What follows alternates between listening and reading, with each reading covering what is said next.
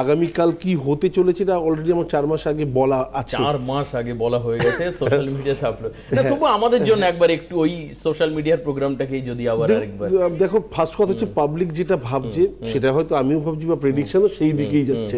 এখানে আলাদাভাবে বলার কিছু নেই। তো স্পেশালি যিনি প্রধানমন্ত্রী ছিলেন তিনি এইবারে প্রধানমন্ত্রীর জায়গাতেই থাকবেন, এটাও খুব বড় ব্যাপার। এটা রাশি নক্ষত্র মানে লগ্ন অনুযায়ী একদম যেটা বলছে, হ্যাঁ যেটা যেটা আছে সেটাই থাকবে। মানে এখানে নড়বে চড়বে এরকম কোন রকম ব্যাপার আমার স্পেশালি লাগেনি, হয়তো আমি ভুল হতে পারি, জানি না, সেটা আগামীকাল প্রমাণ পাওয়া যাবে। কিন্তু শ্রীদেব এক্ষেত্রে অনেকগুলো প্রশ্ন আছে, যদিও আপনি পলিটিক্যাল মানে পার্সোনালিটি নন, তবুও এই একটা স্লোগান মানুষ শুনে শুনে অভ্যস্ত, আপকি বার 400 পার। হ্যাঁ, তো এই যে 400 পার হবে কিনা বা সংখ্যাটা কি আসবে, কারণ আপনি অলরেডি এর মধ্যে তুমি বলেই দিলে যে যিনি প্রধানমন্ত্রী রয়েছেন তিনিই থাকছেন, বাস্তব বাস্তব ইট ইজ অলমোস্ট শিওর। এবং